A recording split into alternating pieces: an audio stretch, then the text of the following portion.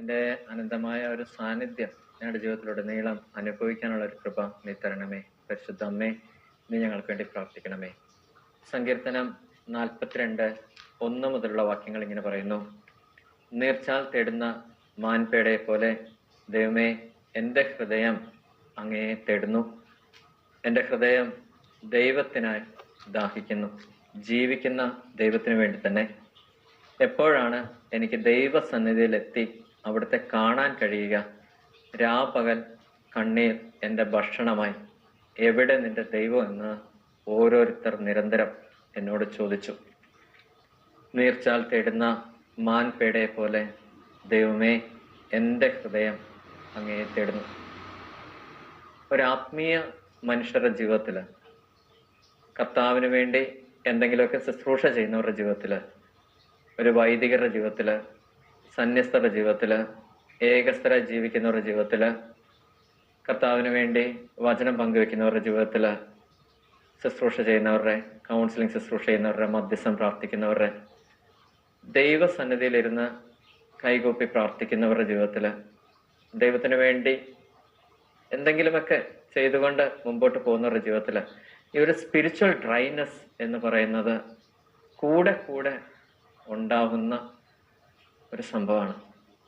ഒരുപക്ഷെ ദൈവം അത് നമുക്ക് അനുവദിക്കുന്നതാണെന്ന് തോന്നും. അനുവദിക്കുന്നതാണ്. നമുക്ക് 2 തരത്തിലുള്ള പ്യൂരിഫിക്കേഷൻസ് ഉണ്ട് നമ്മുടെ ജീവിതത്തിൽ.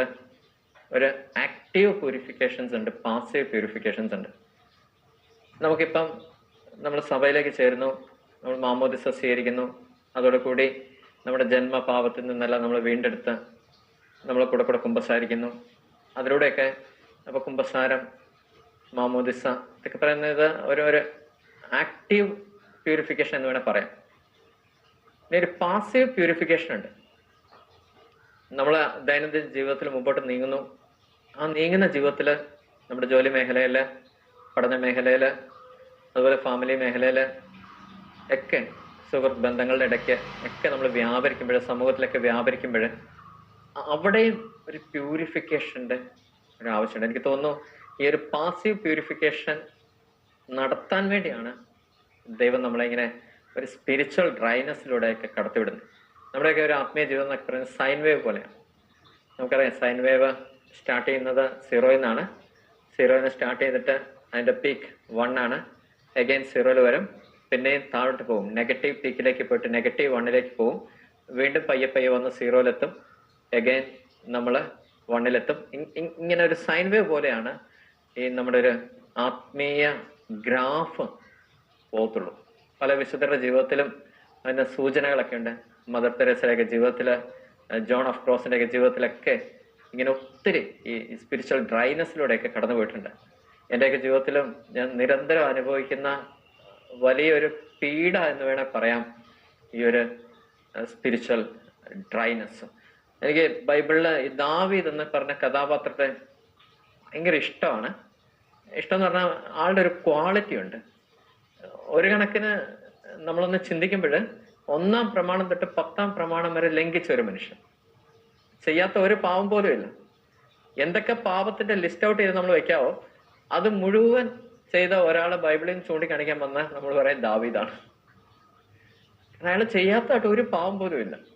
പക്ഷെ ഈ മനുഷ്യന്റെ സ്വഭാവം എന്നാന്നറിയോ? ഈ പാപം എല്ലാം ചെയ്തിട്ടുണ്ടല്ലോ, കർത്താവിൻ്റെ അടുത്ത് നിന്ന് അലറി വിളിക്കും, കർത്താവേ, നിന്റെ ആത്മാവിനെ നിന്ന് എടുത്തു കളയരുതേ, ഞാൻ കൊടും പാപിയാണ്. കാരണം ഇത് അക്സെപ്റ്റ് ചെയ്തേ. തെറ്റ് ചെയ്തിട്ട് എൻ്റെ തെറ്റാണ്, ഞാനത് ചെയ്തു പോയി, എൻ്റെ കർത്താവ്, ഇനി ഞാൻ എന്താ ചെയ്യേണ്ടത്? അക്സെപ്റ്റ് ചെയ്യും ആ മനുഷ്യൻ. ആ അക്സെപ്റ്റൻസ് മൈൻഡാണ് കണ്ടിട്ടാണ്, ആ ഒരു ഹൃദയം കണ്ടിട്ടാണ് കർത്താവ് പറഞ്ഞത്, എനിക്ക് ഇണങ്ങിയ ഒരു ഹൃദയം ദാവീദിൽ ഞാൻ കണ്ടു. എനിക്ക് ഇണങ്ങിയ ഒരു ഹൃദയം ദാവീദിൽ ഞാൻ കണ്ടു. ദൈവത്തിന് ഇണങ്ങിയ ഹൃദയമുള്ള ഒരു മനുഷ്യൻ. നമ്മുടെ CCCയിൽ കാറ്റഗിസം ഓഫ് കാത്തലിക് ചർച്ചിലൊക്കെ ഇങ്ങനെ എഴുതി വെച്ചിട്ടുണ്ട്, a difficulty sometimes experienced in one's prayer life which may leads to discouragement എന്നാണ് പറയുന്നത് ഈ സ്പിരിച്വൽ ഡ്രൈനെസ്സിന്. ഇനി അതിൻ്റെ ഒരു ഫലം എന്താണെന്ന് വെച്ച് കഴിഞ്ഞാൽ ഒരു ലാക്ക് ഓഫ് റൂട്ടഡ്നെസ് ഇൻ ഫെയ്ത്ത് എന്നാണ് പറയുന്നത്. ഒരു വിശ്വാസത്തിൽ ഒരു ആഴമില്ലാത്ത ഒരു അവസ്ഥ എന്നൊക്കെ വേണേ അതിനെ എക്സ്പ്ലെയിൻ ചെയ്യും. നമുക്ക് പള്ളിയിൽ പോകാൻ തോന്നത്തില്ല, പ്രാർത്ഥിക്കാൻ തോന്നത്തില്ല, കുർബാനയിൽ പങ്കെടുക്കാൻ തോന്നത്തില്ല, ജപമാല ചെല്ലാൻ മടുപ്പ്, ഇരിക്കത്തില്ല. അതിന് ഒരു കാരണം എന്താന്ന് വെച്ച് കഴിഞ്ഞാൽ, നമ്മളൊന്ന് ഈ ദൈവത്തിൽ നിന്ന് ഇങ്ങനെ അകന്നു പോകുന്നു. അതിൻ്റെ ഒരു ഓപ്പർച്യൂണിറ്റി എന്താന്ന് വെച്ച് കഴിഞ്ഞാൽ, ഇങ്ങനെയൊക്കെ സിറ്റുവേഷനിലൂടെ നമ്മൾ കടന്നു പോകുമ്പോഴും അതിൻ്റെ ഒരു ഓപ്പർച്യൂണിറ്റി എന്താണെന്ന് വെച്ച് കഴിഞ്ഞാൽ, കുറച്ചും കൂടി സ്ട്രോങ് ആയിട്ട് ദൈവമായിട്ട് ഇങ്ങനെ ഒരു ബോണ്ടിലാവാനുള്ള ഒരു ഓപ്പർച്യൂണിറ്റി ആണത്. ദൈവമായിട്ട് നല്ലൊരു ബോണ്ടിൽ നിൽക്കുന്നു, അവിടെ നമ്മളിങ്ങനെ അകന്നു പോയി ഇതിൻ്റെ ഒരു ഡബിൾ പോർഷൻ സ്ട്രോങ്ങിൽ ദൈവമായിട്ട് അടുക്കാൻ വേണ്ടിയാണ് ഇങ്ങനത്തെ ഒരു ഡ്രൈനെസ് നമുക്ക് കർത്താവ് തരുന്നത്, കർത്താവ് അനുവദിക്കുന്നത്. അപ്പൊ ഈ ഡ്രൈനെസ് തുടങ്ങുമ്പോൾ തന്നെ ചില സൂചനകളൊക്കെ പയ്യെ പയ്യെ പയ്യെ പയ്യെ നമ്മുടെ ജീവിതത്തിൽ വരാൻ തുടങ്ങും. എന്താന്ന് വെച്ച് കഴിഞ്ഞാൽ ഇങ്ങനെ ഈ അൺചെക്ഡ് ലസ്റ്റ് എന്നൊക്കെ പറയും. അതായത് നമ്മുടെ ശരീരത്തിൽ നമ്മളിങ്ങനെ അനാവശ്യമായ ചില കാര്യങ്ങളൊക്കെ, എന്ന് വെച്ചാൽ ഒത്തിരി മോശപ്പെട്ട അങ്ങനത്തെ ഒരു ഇതായിട്ടുള്ള ഒരു കാമം എന്ന അങ്ങനത്തെ ഒരു സംഭവം അല്ല അത്. അതായത് നമ്മൾ ഇങ്ങനെ ഒരു സുഖഭോഗങ്ങളിൽ മുഴുകുക എന്നൊക്കെ പറയുമ്പോഴത്തേക്ക് ഇങ്ങനെ ഒരു കംഫർട്ട് സോണിലിരിക്കുക, അധികം ശരീരം അനക്കത്തില്ല അല്ലെ. ഈ നെറ്റിലെ വിയർപ്പ് കൊണ്ട് അപ്പം ഭക്ഷിക്കണം എന്നൊക്കെ പറയുമ്പോൾ നമ്മൾ മേലനങ്ങത്തില്ല, ഒരു കാര്യം ചെയ്യത്തില്ല, ഒരു ഗ്ലാസ് എടുത്ത് അപ്പുറത്തോട്ട് വെക്കത്തില്ല, ഇന്ന് ഒരു പാത്രം എടുത്ത് കഴുകി വെക്കത്തില്ല, ഒരു കാപ്പി അനത്തി കുടിക്കത്തില്ല. അങ്ങനെ ഇങ്ങനെ ചുമ്മാ കിടക്കുക, റെസ്റ്റ് എടുക്കുക, അങ്ങനത്തെയൊക്കെ ഒരു ജഡത്തിൻ്റെതായിട്ടുള്ള ചില ആവശ്യകതയിൽ നമ്മൾ പയ്യെ പയ്യെ മുഴുകാൻ തുടങ്ങും. ചിലപ്പോൾ ചില അഹങ്കാര ചിന്തകൾ ആ സമയത്ത് നമ്മളിങ്ങനെ അങ്ങോട്ട് വീഴ്ത്തും. ഇങ്ങനെ പിശാച് എന്ന് പറയുന്ന സ്ഥാനം ചില ചിന്തകളൊക്കെ ഇങ്ങനെ തലക്കത്തിടിച്ച് കയറ്റും. നമ്മൾ ചെയ്ത നല്ല കാര്യങ്ങളൊക്കെ ഫ്രണ്ടിൽ കൊണ്ട് ഇങ്ങനെ വെച്ചുകൊണ്ടേയിരിക്കും. അപ്പൊ ഇത് കണ്ടിട്ട് ഓക്കെ മതി എന്നൊക്കെ പറഞ്ഞ് ഇങ്ങനെ ഒരു അഹങ്കാരത്തിൻ്റെതായിട്ടുള്ള, അല്ലെ നമുക്ക് എന്തെങ്കിലും ഒരു കാര്യത്തിന്റെ കഴിവുണ്ട്, എന്തെങ്കിലും കാര്യം അറിയാം, അറിവിന്റെ തലത്തിലൊക്കെ ഈ അഹങ്കാരം ഇങ്ങനെ ഇട്ടുകൊണ്ടായിരിക്കും. അപ്പൊ ഇതിൽ ഈ താഴെയുള്ളവരൊന്നും നമ്മൾ മൈൻഡ് ചെയ്യത്തില്ല, ഒരു കാര്യം പറഞ്ഞു കൊടുക്കത്തില്ല, ഒരു പുല്ല് വില പോലും ആർക്കും കൽപ്പിക്കത്തില്ല. ആരെങ്കിലും ഒരു തിരുത്താൻ വന്നു കഴിഞ്ഞാൽ നമ്മൾ ഓട്ടിക്കും. അഹങ്കാരം ഉണ്ടോന്നൊക്കെ പെട്ടെന്ന് നമുക്ക് മനസ്സിലാവും. ആരെങ്കിലും നമ്മളെ ഒന്ന് തിരുത്തി കഴിയുമ്പോൾ നമ്മളത് അക്സെപ്റ്റ് ചെയ്യുന്നുണ്ടോ ഇല്ലയോ എന്ന് അറിയുമ്പം നമുക്കറിയാം നമ്മുടെ ഉള്ളിൽ അഹങ്കാരം ഉണ്ടോ ഇല്ലയോ. അത് നമ്മൾ അക്സെപ്റ്റ് ചെയ്യുവാണെങ്കിൽ നമ്മുടെ ഉള്ളിൽ എളിമയുണ്ട്, കാരണം നമ്മുടെ ജീവിതത്തെ മാറ്റം വരുത്താനായിട്ട് നമ്മൾ തയ്യാറാണ്. പക്ഷെ അങ്ങനെ തിരുത്തുന്ന ഒരു സാധനത്തിന് ഞാൻ ന്യായീകരിക്കാൻ തുടങ്ങി കഴിയുമ്പോഴത്തേക്ക് പ്രശ്നമാണ്. പിന്നെ നമ്മൾ ഈ പണത്തോടുള്ള ആസക്തിയിലേക്ക് ഇങ്ങനെ നീങ്ങാൻ തുടങ്ങും. എനിക്കൊക്കെ ചില സമയത്ത് ഇങ്ങനെ ഒരു വല്ലാത്തൊരു സിറ്റുവേഷൻ ഉണ്ട്. അതായത് എനിക്ക് ഒരു 3-ാം തീയതിയൊക്കെ ആയിക്കഴിഞ്ഞാൽ എനിക്ക് സാലറി കയറില്ല, പിടുത്തം വിടും. അങ്ങനെ ചില സിറ്റുവേഷനിലൂടെ കടന്നു പോകും. ഞാൻ കയറിയില്ല, എനിക്ക് ഭയങ്കര പിടുത്തം വിടും. എനിക്ക് എൻ്റെ അക്കൗണ്ടിലെ പൈസ കാണണം. അതില്ലെങ്കിൽ വേറെ എവിടെ നിന്ന് വാങ്ങി ഞാൻ ജോലി ചെയ്യുന്ന പൈസ എനിക്ക് 30-ാം തീയതി കഴിയുമ്പം 1-ാം തീയതി 2-ാം തീയതി 3-ാം തീയതിയോട് കൂടി എനിക്ക് അക്കൗണ്ടിൽ പൈസ വേണം. ഇല്ലെങ്കിൽ ഭയങ്കര പ്രശ്നമാണ്. ഞാൻ ഉറങ്ങത്തില്ല, രാത്രിയൊക്കെ എണീറ്റിരിക്കും. അങ്ങനെയൊക്കെ ഇപ്പം അങ്ങനത്തെ സ്വഭാവമില്ല കേട്ടോ. കുറച്ച് ദിവസം അതുണ്ടായിരുന്നു. എൻ്റെ വൈഫ് ഒത്തിരി ഹെൽപ്പ് ചെയ്തു അതിൽ നിന്ന് റിക്കവർ ആവാൻ വേണ്ടി. എന്നിട്ട് എനിക്ക് പിന്നെ പ്രാർത്ഥിക്കത്തില്ല, ഭയങ്കര ഒരു മടുപ്പാണ്, പിന്നെ ഭയങ്കര ദേഷ്യം, ഫ്രസ്ട്രേഷൻസ്, അരിശം, പിള്ളേരോടൊക്കെ കലിപ്പിക്കും. മൂക്കിൻ്റെ അടുത്ത് ഇങ്ങനെ ദേഷ്യം ഇങ്ങനെ കത്തി വരും. പിന്നെ എല്ലാം ഇങ്ങനെ ഡിസോർഡർ ആവും, പാറ്റേൺ എല്ലാം അങ്ങ് തെറ്റിപ്പോവും. അപ്പൊ ഈ പണത്തോടുള്ള ഒരു വല്ലാത്തൊരു ആസക്തി ഇങ്ങനെ കയറും. ആ ഒരു സ്പിരിച്വൽ ഡ്രൈനെസിന്റെ ഒക്കെ ഒരു സൂചനകളാണ് അതൊക്കെ. അതുപോലെ തന്നെ ബൈബിൾ വായന കുറയും, തൊടത്തില്ല, മാറ്റിവെച്ചേക്കും, അങ്ങോട്ട് നോക്കത്തേ ഇല്ല. ചില കുറേ ദിവസങ്ങൾ ഇങ്ങനെ അങ്ങനെ അങ്ങ് പോകും, അങ്ങോട്ട് നോക്കത്തേ ഇല്ല, കൊന്തയൊന്നും തൊടത്തേ ഇല്ല, മാറ്റിവെച്ച്. കുർബാനയ്ക്കൊക്കെ പോയാൽ പോയി എന്ന് വേണം പറയാം. അങ്ങനെ നിൽക്കും. ഞായറാഴ്ച ഓടും, ബാക്കി ദിവസമൊക്കെ ഇങ്ങനെ ഒരു വല്ലാത്ത പിരിമുറുക്കം. മെഡിറ്റേറ്റ് ചെയ്യത്തില്ല, പ്രാർത്ഥിക്കത്തില്ല, ഇങ്ങനെ ഇരിക്കും. ഒരു നിർജീവ അവസ്ഥ. മരിച്ച വിശ്വാസി എന്നൊക്കെ പറയുന്നത് എൻ്റെ ജീവിതത്തിലൊക്കെ അടിക്കടി ഇങ്ങനെ വന്നുകൊണ്ടേയിരിക്കും, ഇടയ്ക്കിടയ്ക്കൊക്കെ ഇങ്ങനെയൊക്കെ. പിന്നെ ഇങ്ങനെ അകത്ത് തന്നെ ഇരിക്കാൻ തോന്നും. രാവിലെ എണീക്കുമ്പോൾ തന്നെ ആരോ എന്നോട് പറയും, ജോലിക്ക് പോകണ്ട, വീട്ടിലിരിക്കാൻ, ഇന്ന് പോകണ്ട, അപ്പം നമുക്ക് അവിടെ വേദന തുടങ്ങും, ഇവിടെ വേദന തുടങ്ങും, തലവേദന തുടങ്ങും, നടുവിന് വേദന തുടങ്ങും, കാലുവേദന തുടങ്ങും, വോമിറ്റ് ചെയ്യാൻ തുടങ്ങും, തല ഇറങ്ങാൻ തുടങ്ങും. അപ്പോൾ പയ്യെ വിളിച്ചിട്ട് പറയാം, എനിക്കൊന്ന് വയ്യ, ഹോസ്പിറ്റലിൽ പോകണം എന്ന് പറഞ്ഞ് മിണ്ടാതിരിക്കും. വീട്ടിൽ എങ്ങും പോകത്തില്ല.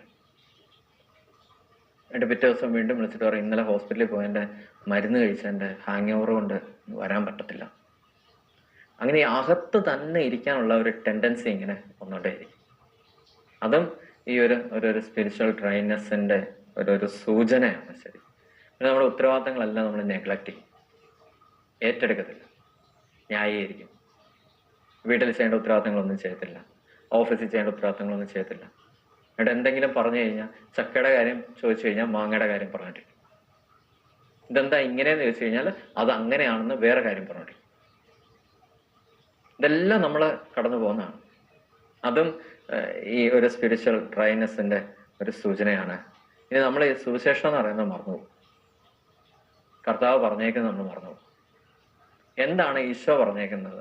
ആ ഒരു സിറ്റുവേഷൻ എങ്ങനെ വരുമ്പം എന്ത് ചെയ്യാനാണ് എൻ്റെ പൊന്നു കർത്താവിനോട് പറഞ്ഞേക്കുന്നത്? ഇതെല്ലാം മറന്നുപോകും.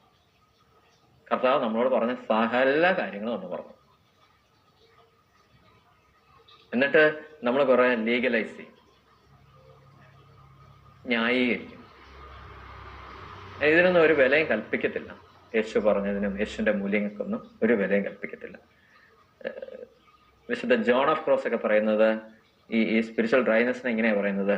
The dark night of a soul എന്ന് പറയും. ഒരു ആത്മാവിന്റെ ഇരുണ്ട രാത്രികൾ, dark night of a soul. പക്ഷെ ദൈവം ഭയങ്കര കാരുണ്യവാനാണ്. ഒരിക്കലും ദൈവം മറഞ്ഞിരിക്കുന്നില്ല കേട്ടോ. ദൈവം അങ്ങനെ മാറിപ്പോവല്ല. അവനിങ്ങനെ ഒന്ന് ഇച്ചിരി ഹൈഡ് ചെയ്ത് ഇച്ചിരി മറഞ്ഞ് ഒക്കെ ഇരിക്കുന്ന ഒരു അവസ്ഥയാണ് സ്പിരിച്വൽ ഡ്രൈനെസ് എന്ന് പറയുന്നത്. ഒരിക്കലും ദൈവം ഡിസപ്പിയർ ആവുന്നില്ല. ഇപ്പം ഉദാഹരണം പറയണ സൂര്യഗ്രഹണം ഉണ്ടാവും. അപ്പൊ ഒരിക്കലും സൂര്യൻ അവിടെ അപ്രത്യക്ഷം ആവുന്നില്ല. Sun still exist there. അതിന്റെ ഫ്രണ്ടിൽ ചന്ദ്രൻ വന്ന് സണ്ണിനെ ഇങ്ങനെ മറിച്ച് കളയും. അപ്പോൾ കുറച്ച് സമയത്തേക്ക് നമുക്ക് ഈ സണ്ണിനെ കാണാൻ പറ്റുന്നില്ല. ഈ അവസ്ഥയാണ് ഈ ഒരു സ്പിരിച്വൽ ഡ്രൈനെസ് എന്ന് പറയുന്നത്. ദൈവം മറഞ്ഞിരിക്കുന്ന ഒരു അവസ്ഥ, മറഞ്ഞിരിക്കുന്ന ഒരു അവസ്ഥ. ഇനി ആ അവസ്ഥയിൽ നിന്ന് നമ്മൾ പെട്ടെന്ന് റിക്കവർ ആവാനായിട്ട് ഇത് മനസ്സിലാക്കി കിട്ടുക എന്നുള്ളതാണ് ഏറ്റവും വലിയൊരു ഫാക്ട്. ഇങ്ങനൊരു അവസ്ഥയിലൂടെയാണ് ഞാൻ കടന്നു പൊയ്ക്കൊണ്ടിരിക്കുന്നത് എന്ന് എൻ്റെ ആത്മാവിനും എൻ്റെ മനസ്സിനും മനസ്സിലാക്കി കിട്ടുക എന്നുള്ളത് ഒരു ഫാക്റ്റാണ്. അത് കുറച്ച് ദിവസം കഴിഞ്ഞിട്ടേ നമുക്ക് മനസ്സിലാവത്തുള്ളൂ. ഇതെന്താ സംഭവിക്കുന്നതെന്ന് നമുക്ക് മനസ്സിലാവത്തില്ല. മേ ബി ഒരാഴ്ച കഴിയുമ്പോൾ, അല്ല ഒരു 2 ആഴ്ച കഴിയുമ്പോൾ, 1 മാസം കഴിയുമ്പോൾ, 2 മാസം കഴിയുമ്പോഴൊക്കെയാണ് നമുക്കിത് മനസ്സിലാവും. ആ മനസ്സിലാവുന്ന സമയത്താണ് ഈ ഒരു വചനത്തിന്റെ പ്രശസ്തിയൊക്കെ നമ്മുടെ ഉള്ളിലേക്ക് വരുന്നത്. നീർച്ചാൽ തേടുന്ന മാൻപേടയെ പോലെ. അത് കൊടും കാട്ടിനകത്തു നിന്നൊക്കെ ഈ മാൻകൂട്ടങ്ങള് താഴ്വാരങ്ങളിലേക്ക് ഇറങ്ങി ഈ നീർച്ചാൽ തേടി പതുക്കെ പതുക്കെ പതുക്കെ പതുക്കെ അതുങ്ങൾ വരും. വെള്ളം തപ്പി വരുന്ന നീർച്ചാൽ തേടുന്ന മാൻപേടയെ പോലെ എൻ്റെ ഹൃദയം കർത്താവേ അങ്ങയെ തേടുന്നു. ഞാനത് എവിടെയാന്ന് ഇങ്ങനെ അലഞ്ഞു നടക്കും. ഈ സാന്നിധ്യത്തിന് വേണ്ടി കൊതിക്കുന്നു. കാരണം ഭയങ്കര ഒരു വേദനയാണ്. പ്രത്യേകിച്ച് ഇങ്ങനെ ആത്മീയതയിലൂടെയൊക്കെ സഞ്ചരിക്കുന്നവർക്ക് അത് വ്യക്തമായിട്ട് അറിയാം. കാരണം ഈ എന്താ പറയണേ, ദൈവമായിട്ടുള്ള ഈ ഒരു ബോണ്ട് ഇങ്ങനെ അകന്ന് നിൽക്കുമ്പോഴത്തേക്ക് ഉണ്ടാവുന്ന ഒരു പെയിൻ എന്ന് പറയുന്നത് ഒരു വല്ലാത്ത പെയിനാണ്. എനിക്ക് തോന്നുന്ന നമ്മുടെ ആത്മാവിന്റെ വല്ലാത്തൊരു വേദനയും എന്നാ പറയണത്, ദൈവത്തെ കണ്ടുകൊണ്ടിരിക്കുന്ന അതിൽ നിന്നൊക്കെ അങ്ങ് വിട്ടുപോകല്ലേ. ശരിക്കും അങ്ങനത്തെ ഒരു അവസ്ഥയില് എൻ്റെ ഹൃദയം ദൈവത്തിനായി ദാഹിക്കുന്നു, ജീവിക്കുന്ന ദൈവത്തിന് വേണ്ടി തന്നെ. അത് നമ്മളിങ്ങനെ ഒരു കല്ലിനോടോ മണ്ണിനോടോ ഒന്നും അല്ലല്ലോ. നമ്മുടെ കൂടെ ഇങ്ങനെ എന്താ പറയണേ, കൂടെ വസിക്കുന്ന, ഉള്ളിൽ വസിക്കുന്ന, സർവ്വവ്യാപിയായ, ചേർന്നിരിക്കുന്ന, കെട്ടിപ്പിടിക്കുന്ന, കൂടെ വരുന്ന, അടുത്തിരിക്കുന്ന ഒരു ദൈവത്തിന്റെ സാന്നിധ്യം വിട്ടുപോകും. ആ ഒരു വിട്ടുപോകലിൽ നിന്ന്, ആ ഒരു സ്പിരിച്വൽ ഡ്രൈനെസ്സിൽ നിന്ന് നമ്മളിങ്ങനെ ആ ഒരു പഴയ ട്രാക്കിലേക്ക് കൊണ്ടുവരുന്നത് വായനകളാണ്. വായനകളാണ്, ആത്മീയ വായനകളാണ് നമ്മളെ കൊണ്ടുവരുന്നത്, വിശുദ്ധരുടെ ജീവചരിത്രങ്ങൾ. അപ്പം വിശുദ്ധരുടെ ജീവചരിത്രമൊക്കെ വായിക്കുമ്പോഴത്തേക്ക് സംഭവിക്കുന്നൊരു കാര്യം ഇതാണ്. ഇപ്പം ഇവിടെ ഒരു മാഗ്നറ്റ് ഇരിക്കുന്നു എന്ന് കരുതിക്കും, ഇവിടെ ഒരു ഇരുമ്പാണി ഇരിക്കുന്നു. അപ്പോൾ സംഭവിക്കുന്നത് എന്താണെന്ന് വെച്ച് കഴിഞ്ഞാൽ ഈ മാഗ്നറ്റിൽ നിന്ന് മാഗ്നറ്റിക് ഫോഴ്സ് ഇങ്ങനെ എമിറ്റ് ചെയ്യാൻ തുടങ്ങും. ആ എമിറ്റ് ചെയ്യുന്ന സാധനം ഈ ഇരുമ്പാണി ഇതിനെ പിടിച്ച് വലിച്ചെടുക്കാൻ തുടങ്ങും. അങ്ങനെ ഈ മാഗ്നറ്റിക് ഫോഴ്സ് ഇരുമ്പാണി ഇങ്ങനെ വലിച്ചെടുത്ത് ഒരു ടൈം പീരീഡ് കഴിയുമ്പോഴത്തേക്ക് ഈ ഇരുമ്പാണിയും മാഗ്നറ്റ് ആവും.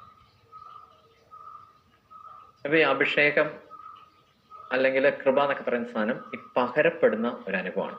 നമ്മളൊരു വിശുദ്ധരുടെ ജീവിതത്തിൽ ഇങ്ങനെ വായിച്ചുകൊണ്ടിരിക്കുമ്പോൾ, ഫോർ എക്സാമ്പിൾ നമ്മൾ നേരത്തെ പ്രതിപാദിച്ച ജോൺ ഓഫ് ക്രോസിന്റെ ജീവിതചരിത്രം നമ്മളിങ്ങനെ വായിച്ചുകൊണ്ടിരിക്കുമ്പോൾ, അല്ലെ അദ്ദേഹത്തിന്റെ ആത്മീയ കാര്യങ്ങൾ, അദ്ദേഹത്തിന്റെ ആത്മീയ വഴികളൊക്കെ നമ്മളിങ്ങനെ അറിഞ്ഞുകൊണ്ടിരിക്കുമ്പോൾ, ആ ജോൺ ഓഫ് ക്രോസിലും നിറഞ്ഞ ഒരു ചൈതന്യം പതുക്കെ പതുക്കെ പതുക്കെ പതുക്കെ നമ്മുടെ ജീവിതത്തിലേക്ക് നിറയപ്പെടാം.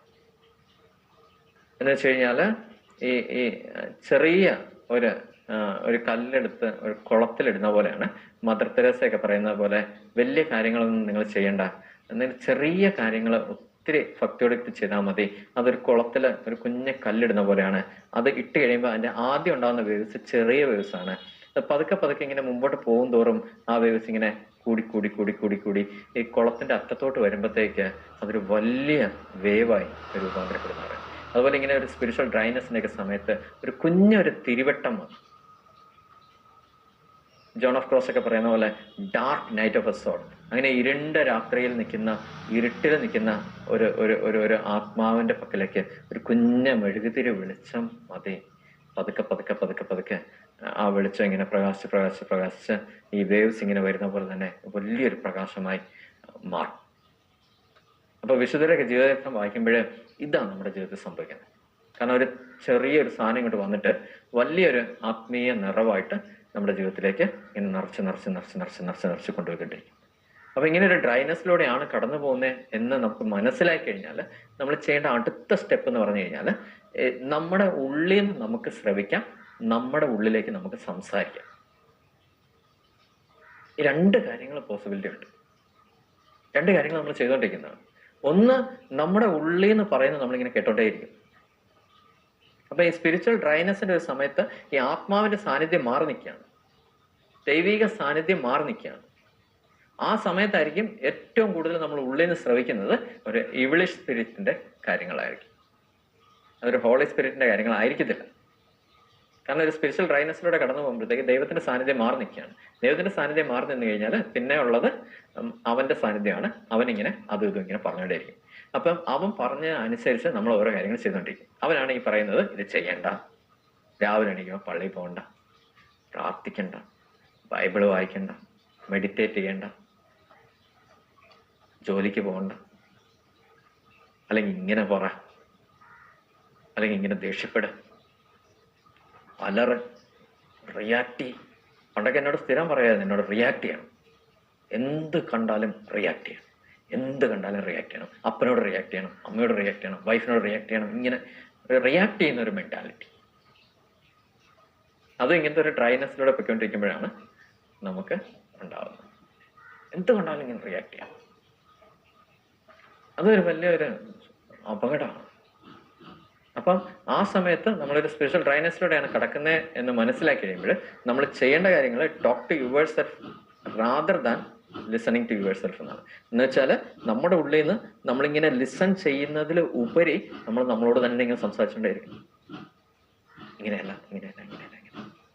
ഉള്ളിൽ നിന്ന് കേൾക്കുമ്പോൾ തന്നെ നമ്മൾ പോസിറ്റീവായിട്ടുള്ള കാര്യം ഉള്ളിലോട്ട് ഇടിച്ചു കയറിക്കൊണ്ടിരിക്കണം. ദൈവത്തിൻ്റെ വാചനമൊക്കെ ഇടിച്ചു കയറി. ഇങ്ങനെയല്ല. പതുക്കെ പെട്ടെന്ന് ഇങ്ങനെ ഒരു ഇതിലേക്ക് ഒരു ആത്മീയ ഉണർവിലേക്ക് നമ്മളിങ്ങനെ കടന്നു വന്നേ പറ്റത്തുള്ളൂ. അതാണ് ഇങ്ങനെ പറയുന്നത്, it is an opportunity to cling more strong to God എന്ന് പറയും. എന്നുവെച്ചാൽ ദൈവമായിട്ട് ഒരു സ്ട്രോങ് ആയിട്ട് ക്ലിങ് ഒരു ബോണ്ട് ഉണ്ടാക്കാനുള്ള ഓപ്പർച്യൂണിറ്റിയാണ് ഈ സ്പിരിച്വൽ ഡ്രൈനസ് എന്ന് പറയുന്നത്.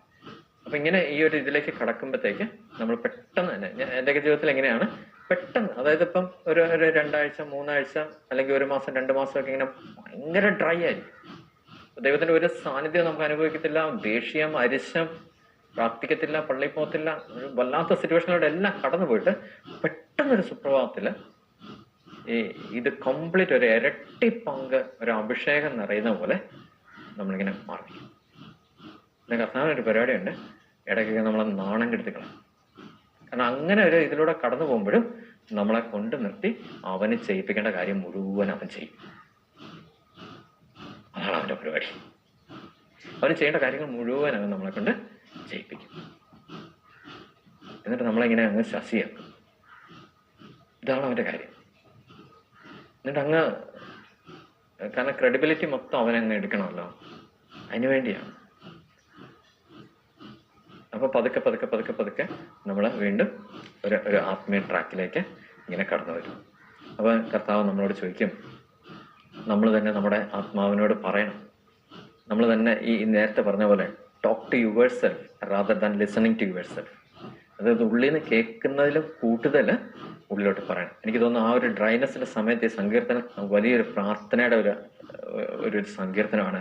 നമ്മളിങ്ങനെ നമ്മുടെ ആത്മാവിനോട് തന്നെ പറയണം, എൻ്റെ ആത്മാവെ നീ എന്തിനു വിഷാദിക്കുന്നു, നീ എന്തിനു നെടുവേർപ്പെടുന്നു, ദൈവത്തിൽ പ്രത്യാശ വയ്ക്കുക, എൻ്റെ സഹായവും ദൈവമായ അവിടുത്തെ ഞാൻ വീണ്ടും പുകഴ്ത്തും. എൻ്റെ ആത്മാവെ നീ എന്തിനു വിഷാദിക്കുന്നു, എൻ്റെ ആത്മാവെ നീ എന്തിനു വിഷാദിക്കുന്നു, നീ എന്തിനു നെടുവേർപ്പെടുന്നു. ഇത് നമ്മളോട് ഇങ്ങനെ ചോദിച്ചുകൊണ്ടേയിരിക്കുക. ദൈവത്തിൽ പ്രത്യാശ വയ്ക്കുക, ദൈവത്തിൽ പ്രത്യാശ വയ്ക്കുക. ഇതിങ്ങനെ പറഞ്ഞ് പറഞ്ഞ് പറഞ്ഞ് പറഞ്ഞ് ഈ ഉള്ളിലുള്ള ഈ നെഗറ്റീവായിട്ട് വരുന്ന, നമ്മൾ ഉള്ളിൽ നിന്ന് ലിസൺ ചെയ്തുകൊണ്ടിരിക്കുന്ന ആ സാധനത്തിന്റെ മുകളിൽ നമ്മൾ തന്നെ പറയണം, എൻ്റെ ആത്മാവേ നീ എന്തിനു വിഷാദിക്കുന്നു, എൻ്റെ ആത്മാവേ നീ എന്തിനു വിഷാദിക്കുന്നു, നീ എന്തിനാണ് നെടുവേർപ്പെടുന്നത്. നമുക്കൊരു ദൈവമുണ്ട്, നമുക്കൊരു ദൈവമുണ്ട്. നമ്മുടെ ദൈവീയ സാന്നിധ്യം നമ്മുടെ കൂടെയുണ്ട്, നമ്മുടെ ദൈവീയ സാന്നിധ്യം നമ്മുടെ കൂടെയുണ്ട്. ആ ദൈവത്തെങ്കിലേക്ക് വാ, ദൈവത്തെ കാണും. അങ്ങനെ അങ്ങനെ അങ്ങനെ അങ്ങനെ അങ്ങനെ നമ്മുടെ ആത്മാവിനോട് തന്നെ നമ്മൾ പറഞ്ഞ് ആ ഒരു സ്പിരിച്വൽ ട്രാക്കിലേക്ക് നമുക്ക് വീണ്ടും എത്താൻ പറ്റും.